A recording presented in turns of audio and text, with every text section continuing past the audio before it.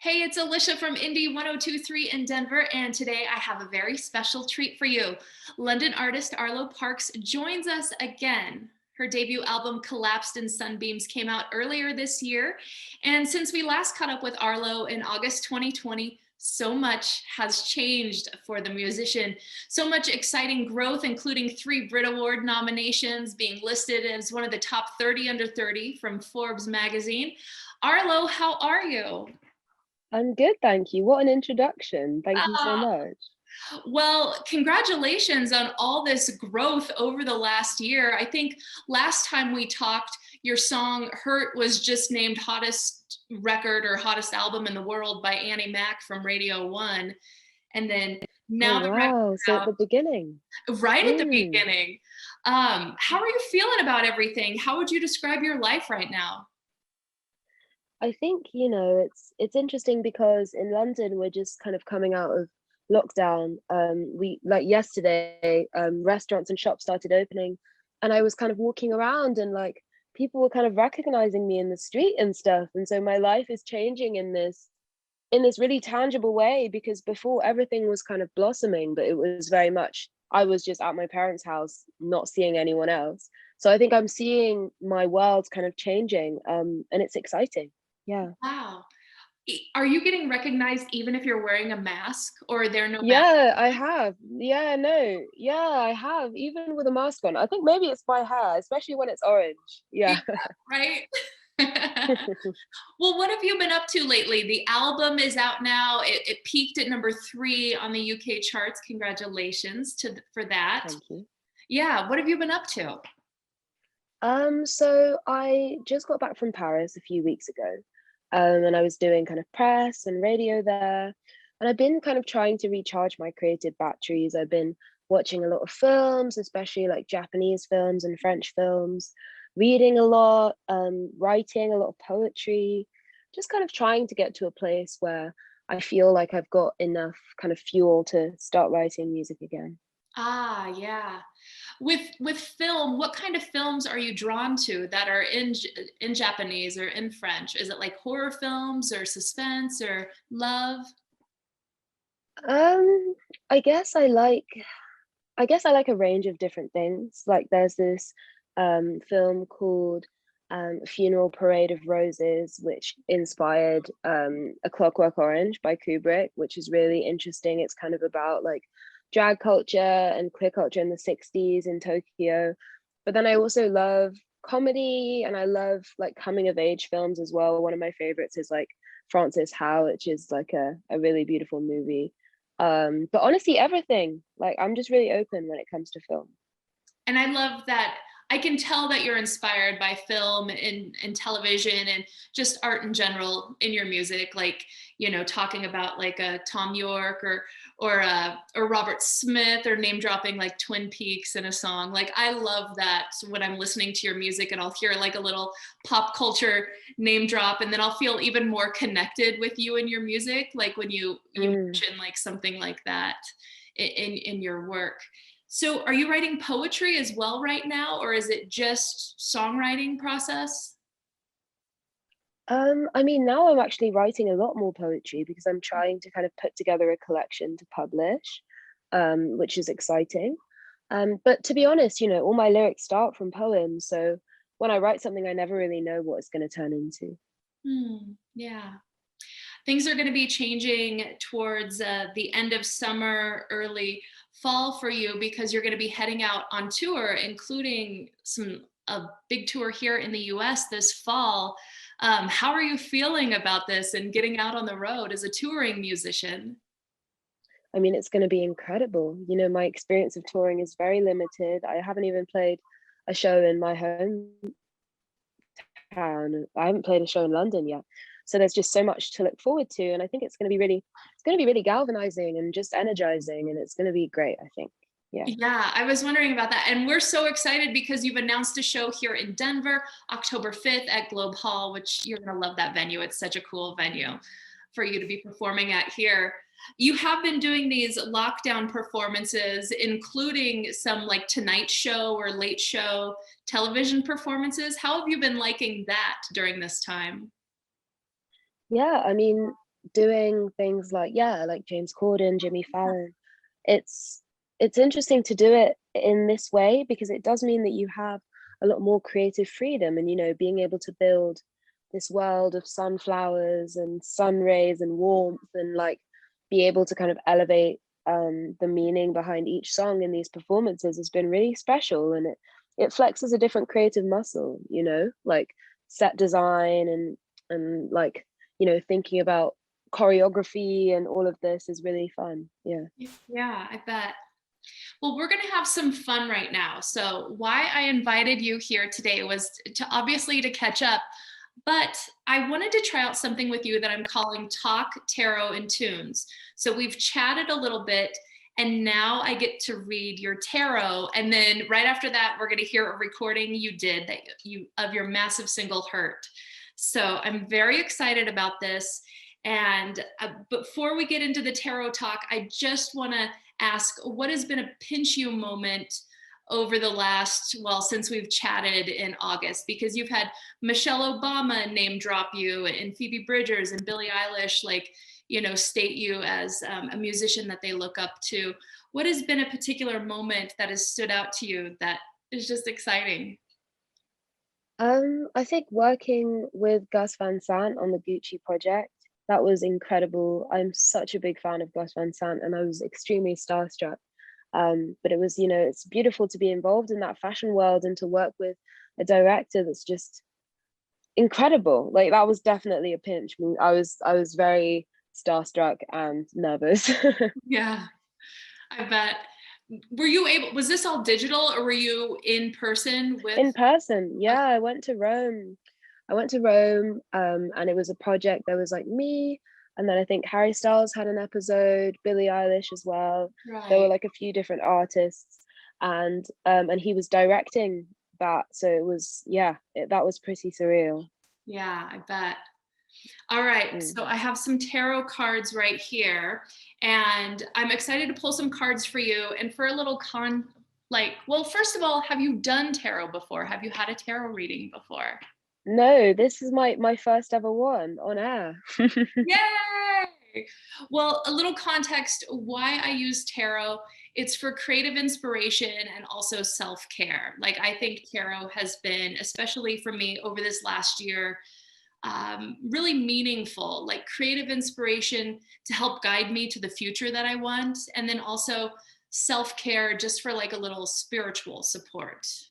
And, Mm. it has been such a wild time with the pandemic, with lockdown. So I've really gotten into tarot over this last year on a personal level. So I'm going to open up my cards to you, and we're going to do a 3-card spread.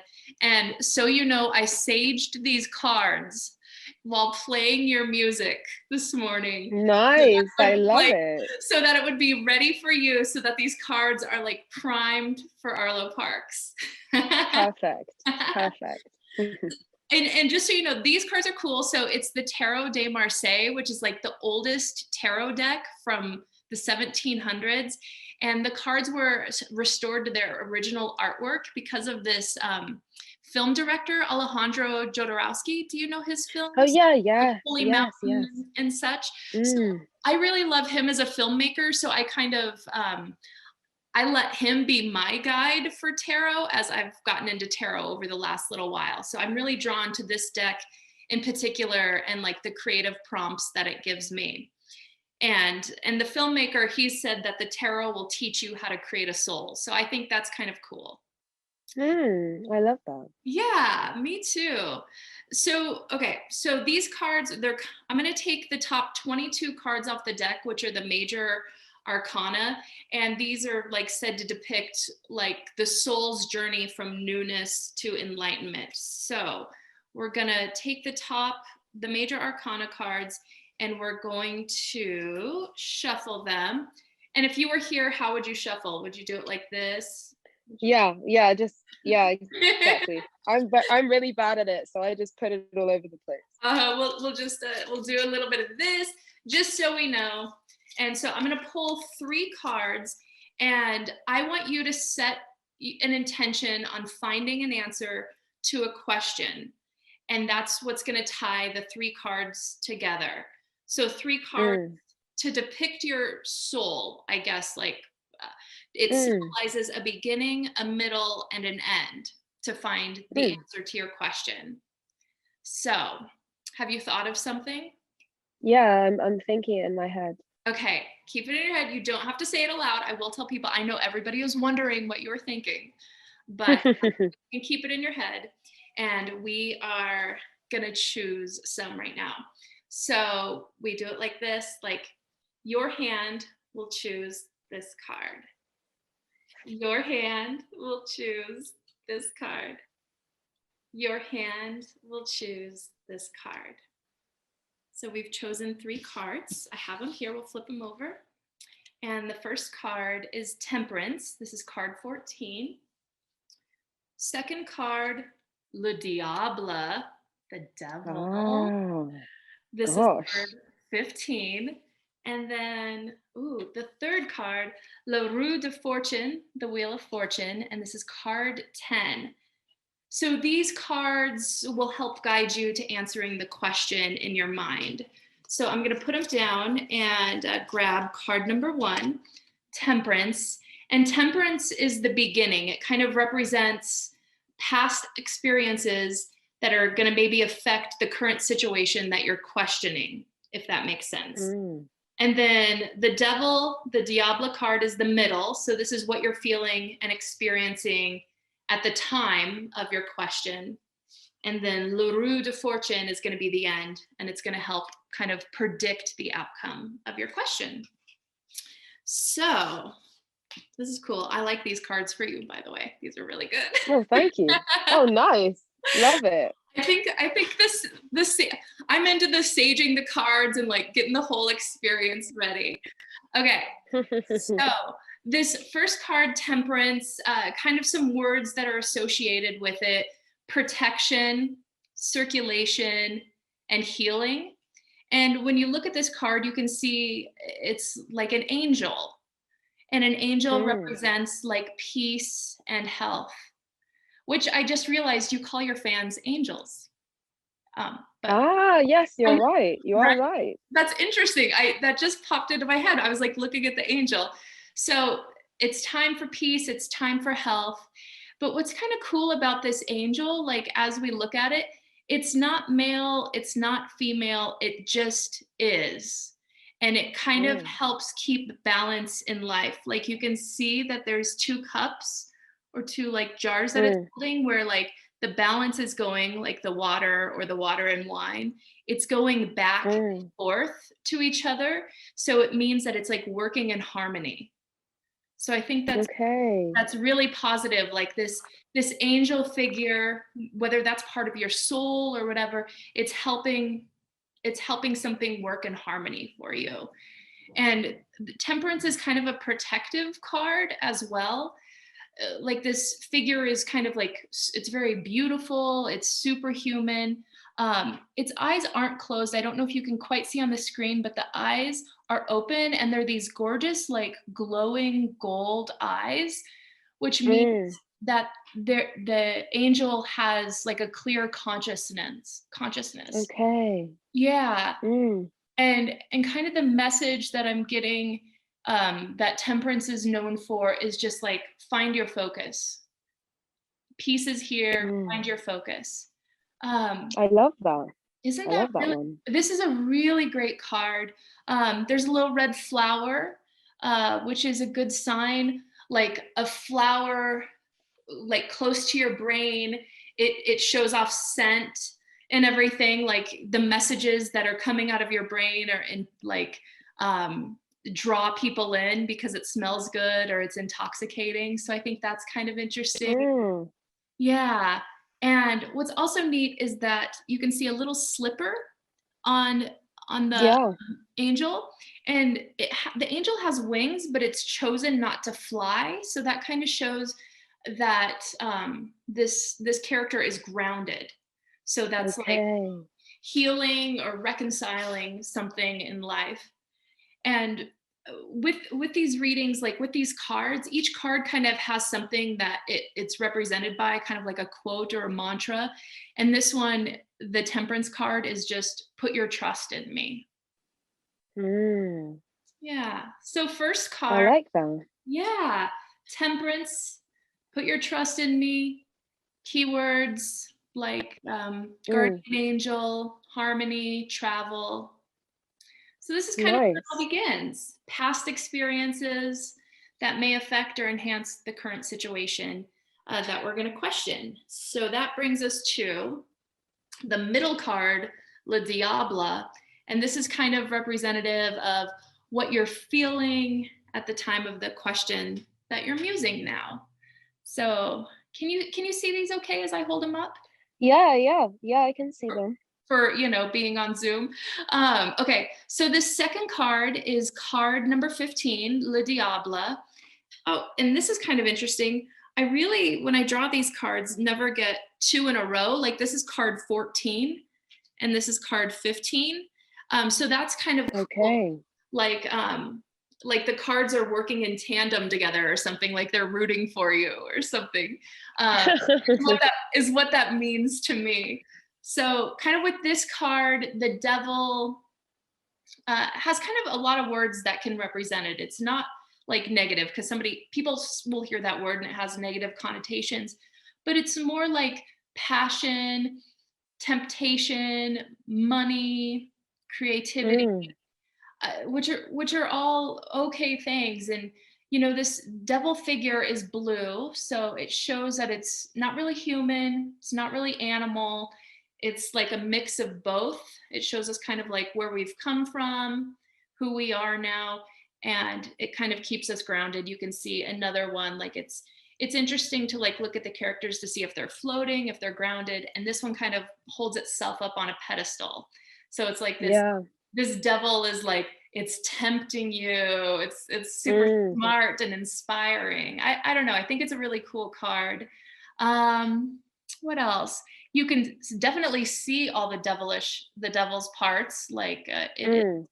definitely nude, and it's not hiding from bearing its soul. It's kind of like, hey, Yeah. I'm showing you who I am. You see me as I am, and I want you to know I see you as you are, because it has all these eyes on its face, Mm. eyes on its knees, eyes on its abdomen. So it shows you that like it sees you at all different levels. And it's kind of like, Okay. if you look at this as like part of your soul, like the soul sees all the different sides of things. So you can face Mm. fears, you can see things clearly. I think this is a really positive and beautiful card. Mm. I And like them together, as you say. I think it's an interesting contrast or parallel because you need a balance of like grace and the angel representing grace, balance, and then the diable card representing more fiery passion and being kind of maybe slightly more not aggressive, but just living life, like grabbing life with two hands. And then the angel is more kind of allowing balance to come, allowing living in a way that's more tempered. Yeah. absolutely. And if this card talked, it basically is like you've kind of understood it to be. It's nothing limits me. This Mm. is a gift. The gifts that I bring to the world um, are here, and nothing will limit me. Nothing will stop me. So I think that's really powerful. Um, Passion, creativity, pride. Mm. This is a really positive card, I feel like. Mm. So this kind of, I guess, if we're tying everything together from temperance to Le Diable, this is kind of the state of the question you're seeking to find an answer for. And then Okay. up next we have, this is card 10. So it's kind of cool. Like the major arcana is 22 cards, and the ones that we pulled today are all kind of in the middle, which I like this. So this one, uh, Wheel of Fortune, like La Roue de Fortune. I hope. How's your French? La Roue, Roue. Yeah, I speak French. Yeah, yeah. La roue. Yeah, exactly. Wonderful. Um, I was gonna speak French, and then mine doesn't sound as beautiful as yours. So this third card, La Roue de Fortune, this tarot card is kind of interesting because it comes in as the third one, the third card that we've pulled in this spread. So it kind of has this intention of kind of closing up the past and expecting something from the future. So I think that there's something meaningful around this. Um, like destiny and solution are big things that come with the Wheel of Fortune card, um, which I think is interesting. And so I'm just trying to get a look. I'm trying to figure out what the different animal like characters are on this. But there's like 3 animals on a wheel. I think this is a sphinx right here, and there's a monkey, and then another character with some ears here. And it's kind of like the circle of life. One's crawling down, we see one crawling up, and then the one up on top isn't moving at all. And the sphinx up top that's not moving, it has this third eye, so it's kind of like it's watching you. And it's kind of Mm. yeah, and it's interesting, like it's on water, so it means it's like floating, it's trying to stay afloat and everything. And I kind of read this like Wheel of Fortune, kind of like the cycle of death and rebirth, kind of just the flow of life, Mm.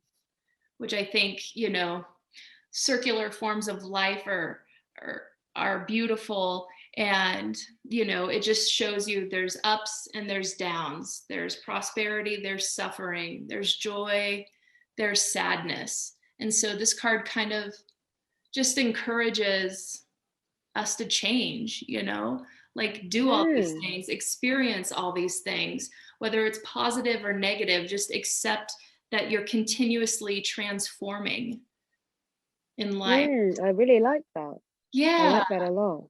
Yeah, I think this is a really beautiful card, and it's interesting that it landed third out of all these cards. So we have, you know, this first card, Temperance, this second card, Le Diable, and this third one, because when it lands third in a reading, it kind of shows that there's kind of an obstacle that you need to overcome. So whatever that means Mm. to you, um, that experience is coming, and it wants you to have that transformation.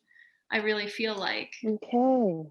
yeah, I like that. I like that a lot. I think that's an interesting thing to whatever kind of question or experience you're going through, that idea of accepting the highs and the lows, the pain and the joy, just that kind of cyclical like duality of being a human being, just accepting that and living through it and enjoying it as much as you can, I guess. yeah. And I guess the quote that kind of goes with the Wheel of Fortune card, uh, like words that goes with it is kind of like, I understand the experience and everything. So I think Mm. it's just a wise card to happen to help you with whatever question you're asking right now. It's like innovation, cycle, Mm. change, solution. I think the third card, Okay. Le Roue de Fortune, is really beautiful. Mm. And I then, like that. yeah, and that's kind of it, you know, as we end this little creative journey, like this question that we have, just be conscious of your senses, know your boundaries, because I just think the world needs you, you know. And Oh, thank you. yeah, I think that with these 3 cards, I think whatever you're wondering right now, I think that there's something there for you to help guide you. Yeah, definitely. I think it's given me a lot to ponder, and I think it's, as you say, it's a nice springboard into just sparking thoughts, sparking ways of thinking about things that maybe you wouldn't have been able to before. Yeah, like I mean, if you try it personally for yourself, maybe as you're working on your album, you know, like as you're writing Mm. the album and you're like, man, I'm working on this song, and you know, whatever, you know, about mental health or whatever it's about, then you know, pull some cards, think about it, maybe Mm. some creative inspiration. Oh, and I love this, like, kind of at the end of tarot readings, my tarot hero, Alejandro Jodorowsky, he always says something like, "Thank you for this collaboration." So I will say thank you for Oh, collaboration. yeah, it's been lovely. It's been lovely. Thank you. Absolutely. And so that kind of like wraps up our little tarot part of talk, tarot, and tunes. And right now, we are going to go to a recording that you've done of your song Hurt. And I just wanted to know, like, if you could tell me something special about the song or how you feel about the reception of it, because it went from last time I talked to you in August, it wasn't even 24 hours, to now it has like over 11 million spins. It's on heavy rotation here in Denver on our radio station. Like, people know the song, people love it. It connects, obviously. Yeah, I mean, for me, this song, it's interesting, but it kind of came at a time when I was feeling quite blocked creatively. And it was the first song that I wrote for the record. And I had this moment, it was almost like a lightning bolt struck. And I allowed, it was almost like something was writing through me. I didn't even have to think about it. I knew what I wanted to say intuitively. And it came out so quickly. And I'm just blessed that people have found so much in it, because it came from such an organic place in me.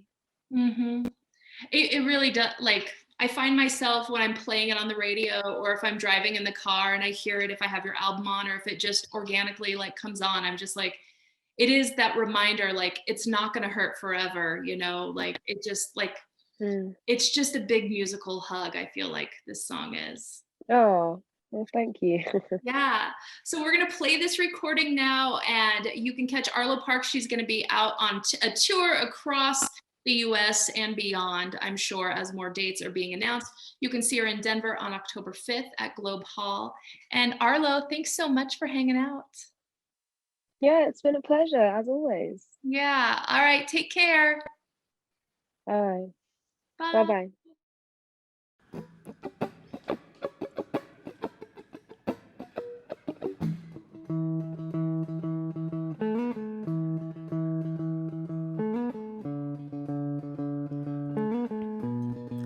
Charlie drank it till his eyes burned and forgot to eat his lunch.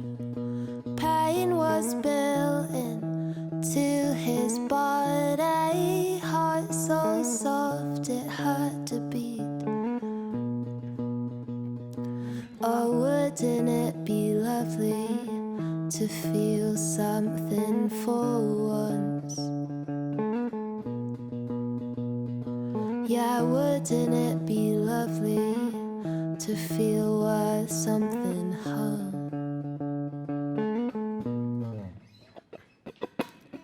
I know you can't let go of anything at the moment. Just know it won't hurt so much forever. Won't hurt so much forever. Won't hurt so much.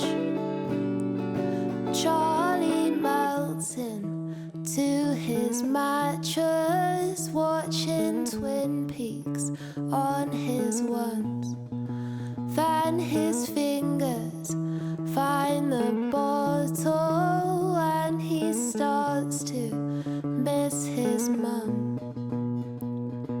Oh, wouldn't it be lovely to feel something for once? Yeah, wouldn't it be lovely to feel worth something, huh?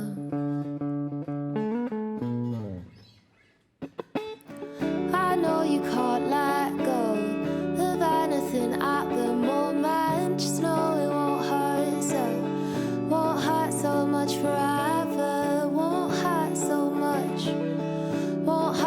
much forever. Won't hurt so much. Charlie started seeing stars, so stuck on the new J. Paul. Said my clothes are sticking to me, and I can't quite see my walls. Started dreaming of a house with red carnations by the windows, where he didn't feel so small, so overwhelmed by all his flaws. I know you can't let go of anything at the moment. Just know it much for